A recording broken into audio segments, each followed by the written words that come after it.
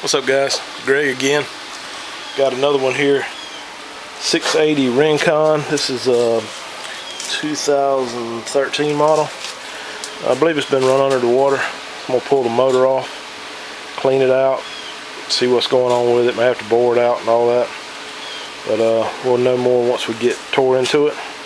I'm gonna run through. This is probably gonna be a pretty long video.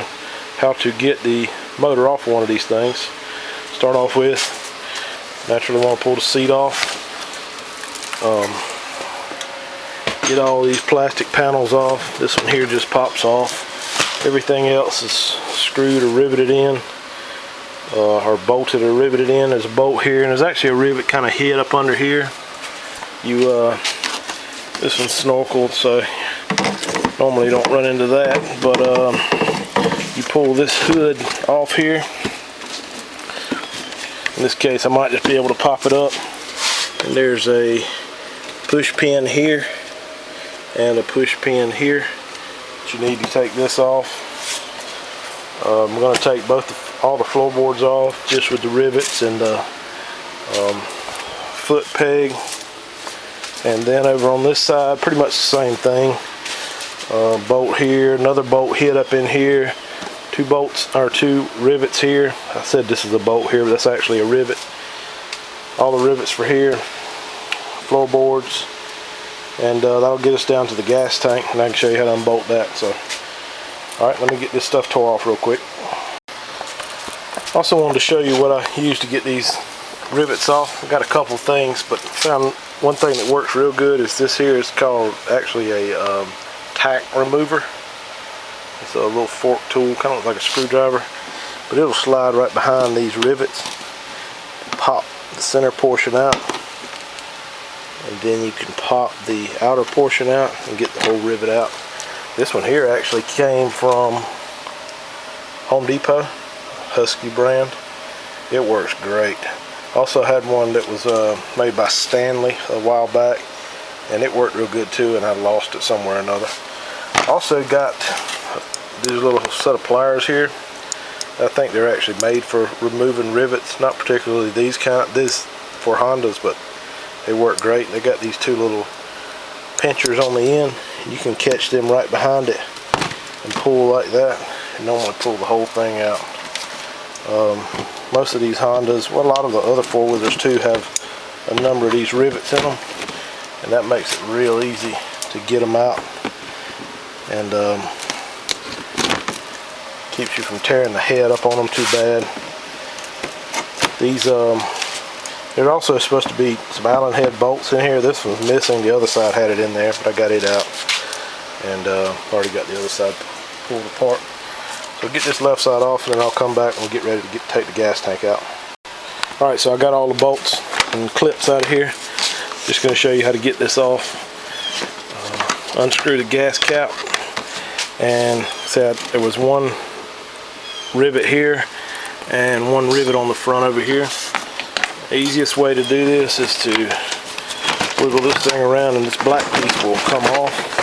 Actually, in this case, it didn't come all the way off, but it will actually slide off of here like this. So, got that off. It's got these little clips here. It actually needs to slide forward to come off. Put that in the plastic pile, and then you can remove both of these side pieces all at one time, like that. And now put your gas cap back on. We're down to the gas tank, and what you do to get it off, there's two of these rubber bands to hold it on. Stick those in your bag, and then there's two 8mm bolts right here on both sides, and that's all that holds the gas tank on. So take those two bolts out, and there is a fuel line that runs down from the tank up here. I usually just pry it up from the fuel pump here. It's actually this one here that's closest to the motor. It pops up. These bikes, this is a fuel injected bike, doesn't have a petcock on it. So what you have to do is just take a pair of vice grips, clamp on the hose to keep the fuel from running out. You'll still get some to come out, but it won't just pour out. So do that to so you can actually pull the tank off. Alright, let me get these bolts out. Now I'll see if I can get that line loose. Okay, I got the bolts out. Also hooked the vice grips on the fuel line, pop the fuel line up. Only other thing that's holding this in is there's a wire that goes down in here for the fuel gauge, and that you have to slide the tank back in order to get to that line. Also, I forgot one other item. This vent line here, you have to unhook it from the tank. And then the tank will actually slide back. This is about got a whole tank of fuel in it from the looks of things here. So slide it back until you can get up here to that where the fuel line is. Where the fuel gauge hooks in, right here. Just follow the line down. It's a little connector. Pull the little tab up and slide the two connectors apart, and it's got a little groove that it sits into. So that's it. Then you can pull your gas tank up. Also, one little trick that I like to do makes taking these things apart and putting them back together a whole lot easier is I put all my bolts in a piece of cardboard and I actually keep these pieces of cardboard. You can see that one's for a Rincon.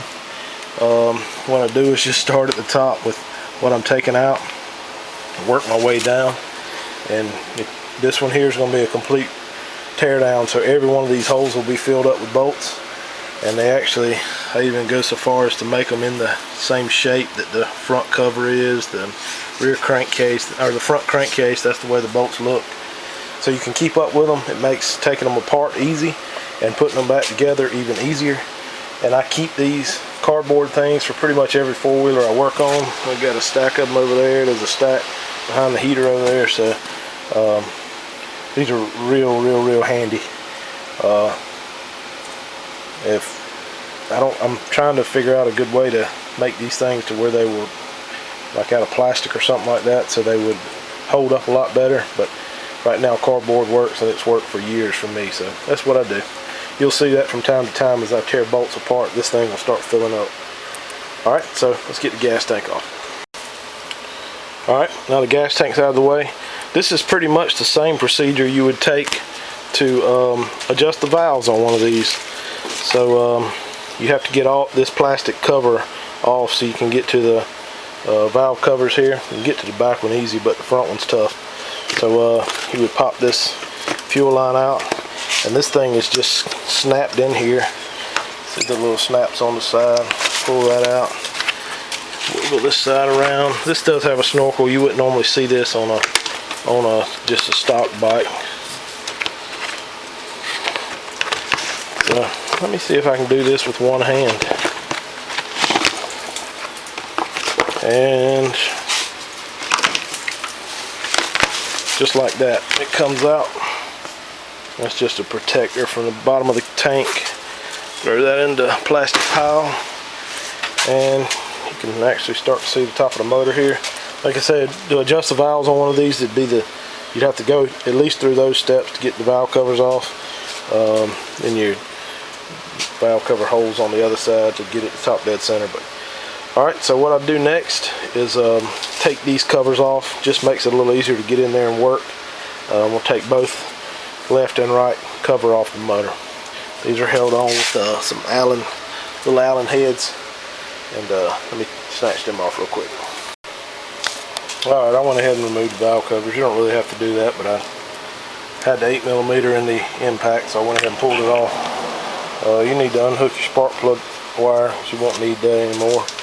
And next thing is drain the oil out. I still got oil in this thing, and drain the coolant out. And to drain the coolant on this one, oil is pretty self-explanatory. 17mm. It's on the back actually on this one. You can see my finger there. The coolant has a water pump down here on the bottom. And to get to it, you actually need to remove this inner fender piece and these bars. I'll probably go ahead and pull this off of both sides just because it makes it easier to get the drive shaft out of the front. So I'm gonna go ahead and pull these off. In the meantime, I'm gonna let the oil drain out, if there's even any oil in it. Alright, been a few days, but we're back again on this Rincon. I'm gonna try to get this motor out of this thing tonight. Left off, we were draining the oil out of it. Next order of business is getting the antifreeze out. In order to get the antifreeze out of it, there's a bolt at the bottom of this water pump here. You actually can see it from the other side a little better. Most or all of the bolts on the water pump are a 8mm, with the exception of the one you need to take out. It's a 10mm right here. It's got a little barb almost that sticks out below it. Not really sure what the purpose in that is, but that's the bolt you take out, and then it starts shooting fluid everywhere. I actually didn't realize the bolt was that close to coming out. What I usually do is take a block of wood, put a jug on it with one of these little flexible funnels from Walmart. These things work wonders for catching stuff like this. Bend that funnel around so that you can get the stream of antifreeze to go in it.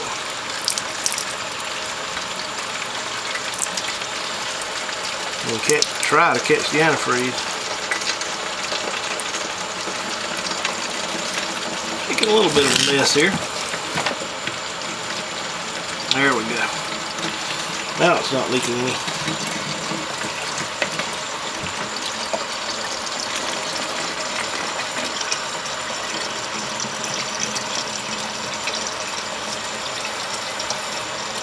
And you can see the fluid coming out the stream using the little bendy funnel to catch it.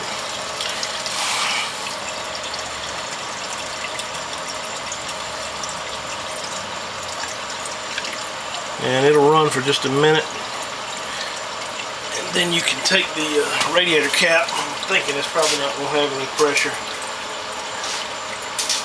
anymore come out with the radiator cap off, but sometimes it does.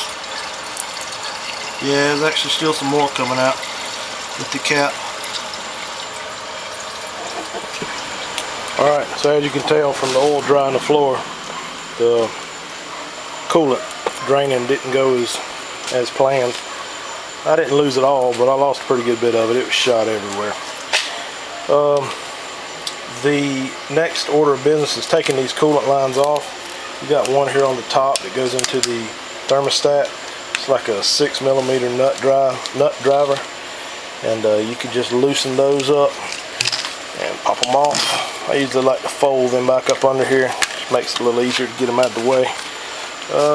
Just from past experience, I think I'm gonna stick the drain pan under there just in case we dump any more coolant on the ground. So the other coolant line goes down here to the water pump. Same fitting on it, the 6mm hose clamp. Usually twist these things, so sometimes they'll come right off. Sometimes you have to twist them with a pair of pliers. Just a little bit of oil, a little bit of antifreeze came out. The clamp did come off, so I need to stick that back on there. Alright, so got that. Next thing is the oil cooler lines. There's another, I guess there's a number of orders you can do this in. This is just what it's popping in my head, so that's what I'm going with. The oil cooler lines are right here. 2 lines. The way they got nipples on them and stuff, they'll only go into the right hole. Two 10mm bolts holding them on have O-rings on the end of them, so you want to make sure you get the O-rings out. Go ahead and pull those off. Alright, now I'm going to kind of work from the top down just to give it some order. Next thing to take off is this 14 millimeter bolt here. Holds the top motor mount on. Also there's two 12 millimeter bolts into the head there. I'm going to pull those off, get that motor mount out of the way.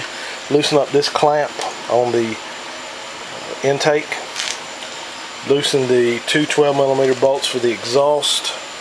And I'm also going to take out this bolt for the shifter. And you want to make sure on this back side of the shifter there's a line etched in there. Sometimes you can't see it real good, so you just want to make sure that that line's visible. If not, make a line there to line that crack back up, so you make sure you get it in the right position when you put it back together. And also make sure the thing's in neutral, just so you start out in a neutral position. Alright, I'll get those off real quick and come right back. Okay, I got all that off. Just to go ahead and try to do the rest of the stuff on this side, or most of it. This bike has a aftermarket HMF exhaust on it.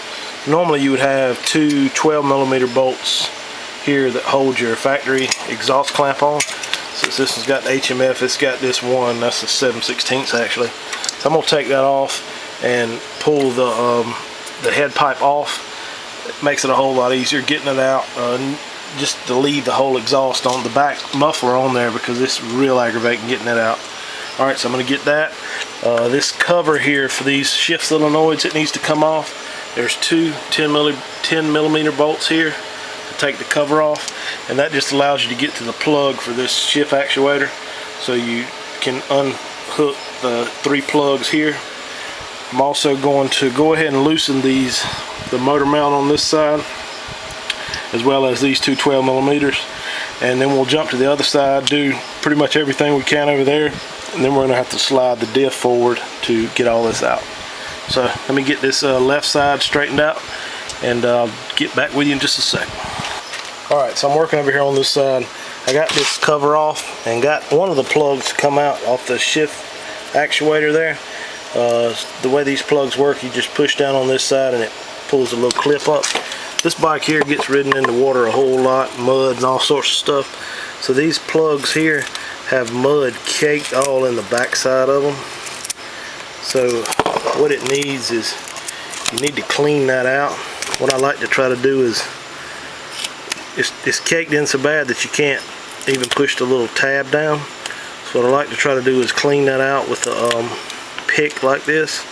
Get most of it out, or most of the hard stuff, at least try to break it up, and then take a air nozzle on your compressed air and blow it out. See if this will work. Okay, so you can see I blew all that out.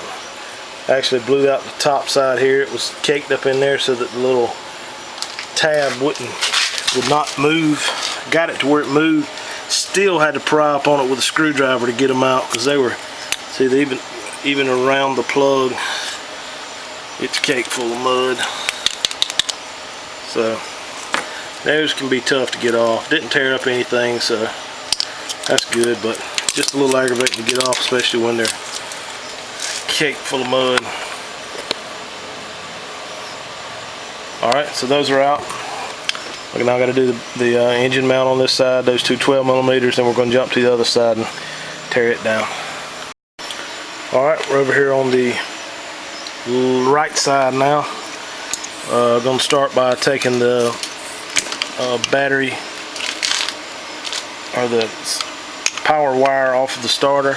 There's also a ground wire here, grounding the motor. There's another ground wire right back here behind the starter. We'll go ahead and take it off while I'm over here. Unbolt the motor mount and follow these wires back. Well, here's one wire here to unplug. That's for the stator. Also need to unbolt, might do that once we get it out a little bit. Unbolt the two wires holding the shift cable on, and there's another plug here we need to undo, and I'll check through and see what other wires we need to take off right, or before we move the motor around. But alright, let me get the starter off, engine bolt, and these few wires on the back here unplugged. Also going to, and I didn't do it earlier, but I'm need to unbolt the air box. The air box has two 10mm bolts at the back side back here. Not sure what that's doing here. But anyway, two bolts right here and under this little fuse right here. So I'm going to take those two out, and that'll just let the air box slide back a little bit and make it easier to get off of the intake tube off of the head there. Alright, let me get those knocked out. Alright, one other thing I left off on this right side, I've got the plugs loose. You can actually just leave these sockets in here and pull the wires out. Same with this one on the top. There's a crankcase vent line right here. It will need to be removed as well. Everything else on this side is loose. Looks like we got one wire in the back here. What my plan is to pull these, well, we got to slide a differential forward next. Pull these motor mount bolts out, slide this motor forward, and get these few bolts. There's 2 bolts we got to get off of the shift cable, and then get that plug unplugged in the back, and then the motor will be ready to come out. So let me get this crankcase vent hose off, and then I'll move up to the front diff and show you how I pull it out. That's about the most aggravating part of the whole thing, is getting the diff out, but I think I've kind of halfway figured out a fairly easy way to do it, so I'll show you how I do it. Alright, back up front here. I'm going to slide this differential forward to get the drive shaft out so we can slide the motor on out. First thing I usually do is to take these 12mm bolts, one here, one on this side, pull both of them out, and there's also a 12mm head on this bolt and a 14 on the other side, which is kind of odd, but I'll go ahead and pull that one out too, and then we'll move to the upper bolt and the rear lower bolt. Alright, so I got the front bracket off, the 3 bolts off up there. The next bolt you need to take out is this one here. It's the lower bolt, not the one that goes through the differential, but the one that actually has this flange on it from the frame.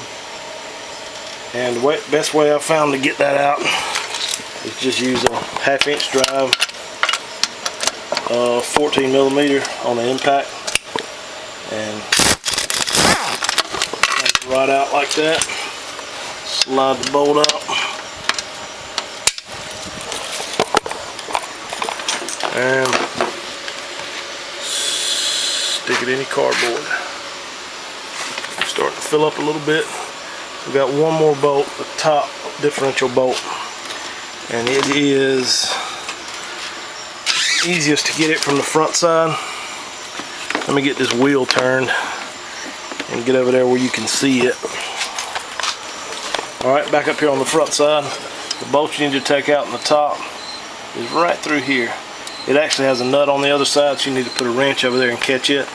There again, use a 14mm on a 6-inch extension. This extension I got's got a little wobbly head on it, so it helps it get in there at a little bit of a different angle, because it's not quite straight in there, but it'll get it off. Let me pull that off real quick. Alright, that top bolt also has this little sleeve that goes in. Bolt goes in from the right side if you're sitting on the bike. The sleeve goes on the other side of the differential, and then the nut goes on the left side as you're sitting on it. Okay, so now what we do, all the bolts are out of the differential.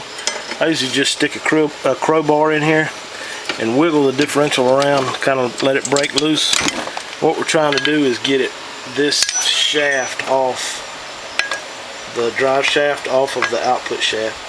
It's got an O-ring on it, so it's kind of tight, but you can stick a crowbar in there and work it back until it pops over that O-ring.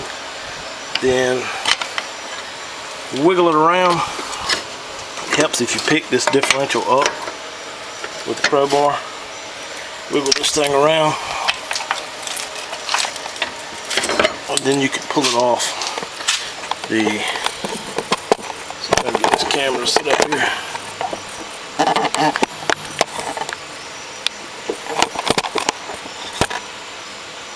Alright, so just pull this boot off of the differential. Wiggle it around a little bit. and the shaft comes off.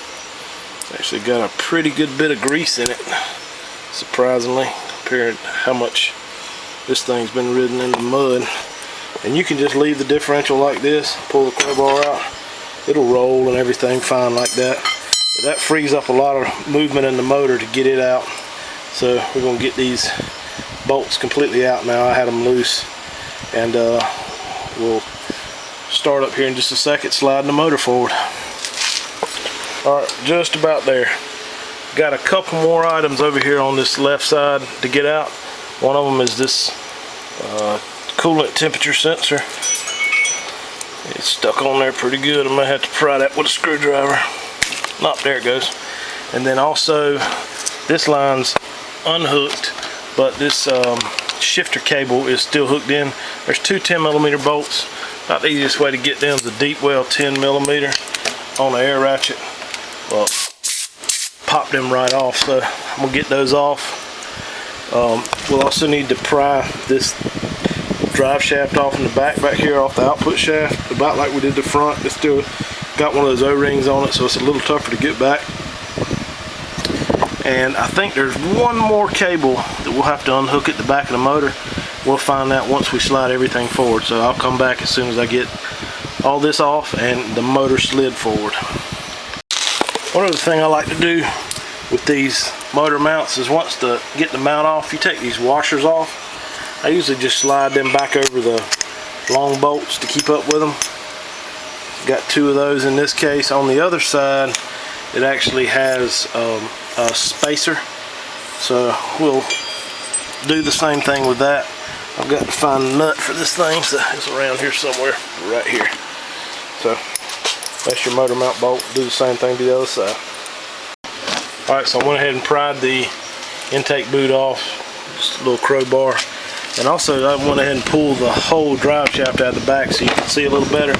The only other plug that you need to remove, if I can get this light to hang up here, how about we try this direction, is right here, right there. So hopefully it won't be all clogged up with dirt, and we can get it off.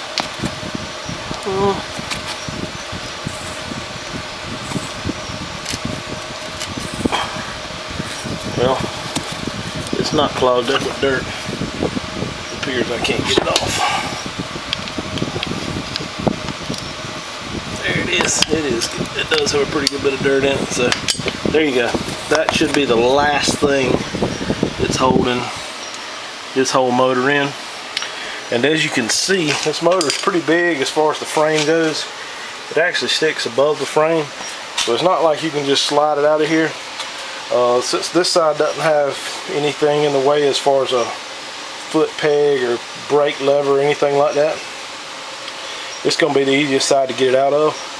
And pretty much what you have to do is tilt this bottom end up and let the top roll like that. Pull the bottom end out first, just set it out on the ground. So I'm gonna see if I can set this camera up. I might try to video me pulling it out. Alright, so here we go. I'm gonna attempt to pull this thing out of here. There's really not an easy way to do it. Just have to about pick it up and slide it out. A few times I've had the head and stuff off. That definitely makes it easier to get off, but by the time you take the head off, it's just about as easy to pull it out like this and break the head down and everything out here laying on the ground. So like I said before, you need to rotate this bottom side up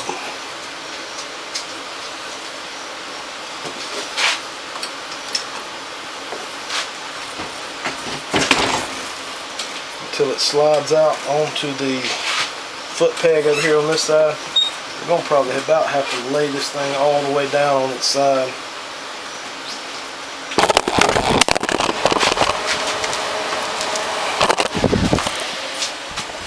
Well, hope you're still there. Camera just fell off the four-wheeler.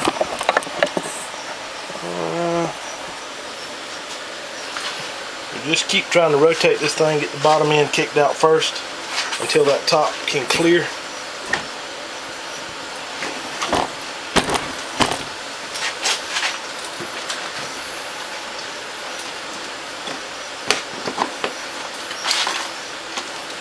These wires here are aftermarket stuff, so need to make sure they're out of the way.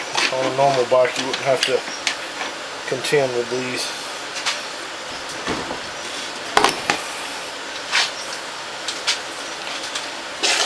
And then one last little, well, as luck would have it, the memory card filled up right about the time I got it out, so it was really uneventful anyway. But I got it out now.